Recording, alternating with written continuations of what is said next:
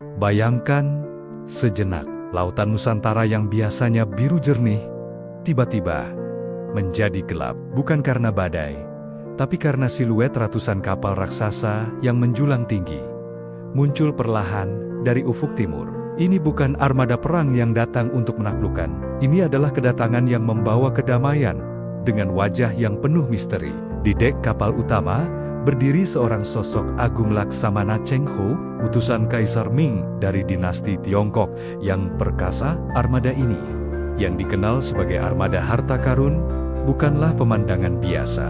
Kapal-kapal ini ukurannya berkali-kali lipat lebih besar dari kapal Eropa pada masa itu.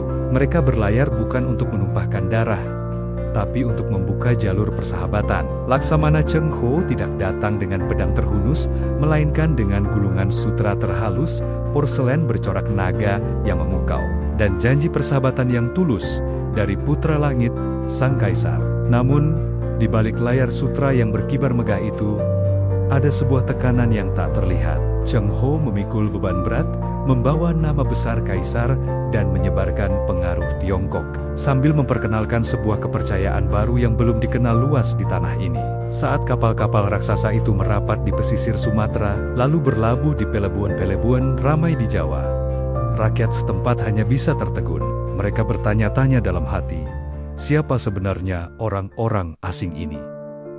Apakah mereka hanya pedagang yang mencari keuntungan, atau mereka pendakwah yang membawa ajaran baru? Atau jangan-jangan mereka adalah penakluk yang menyembunyikan niat mereka di balik senyuman ramah?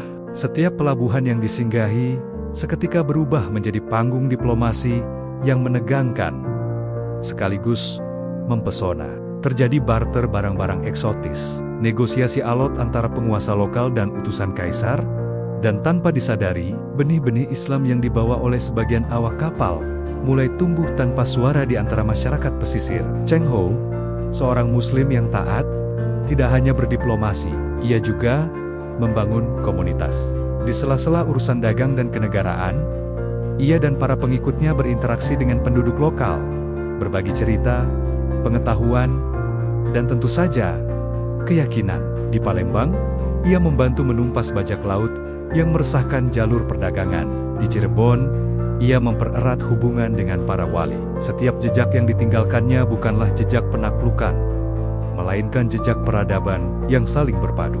Masjid-masjid dengan arsitektur unik yang memadukan gaya Tiongkok dan lokal mulai berdiri sebagai saksi bisu dari interaksi budaya ini. Hubungan yang awalnya penuh curiga, perlahan berubah menjadi persahabatan yang hangat. Dan inilah bagian yang paling tak terduga. Ketika kapal terakhir dari armada Cheng Ho akhirnya mengangkat sau dan berlayar kembali ke Tiongkok, mereka meninggalkan lebih dari sekadar keramik indah atau sutra yang berkilauan. Mereka meninggalkan sebuah warisan yang jauh lebih berharga, sebuah identitas baru yang terbentuk dari perpaduan dua budaya besar. Darah Tiongkok bercampur dengan darah Nusantara, melahirkan generasi baru yang membawa ciri khas keduanya. Iman yang mereka bawa dalam keheningan tumbuh subur dan menjadi salah satu pilar penting dalam sejarah penyebaran Islam di kepulauan ini.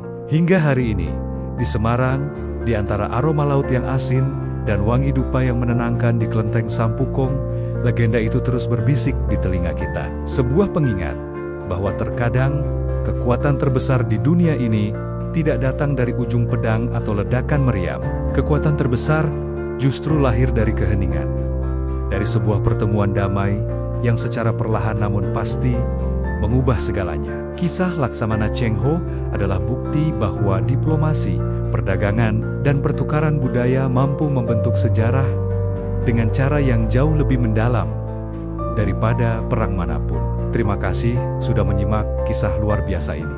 Jika kalian suka dengan konten sejarah seperti ini, jangan lupa untuk like, komen, dan subscribe channel ini agar tidak ketinggalan cerita-cerita menarik lainnya dari masa lalu. Sampai jumpa di video berikutnya.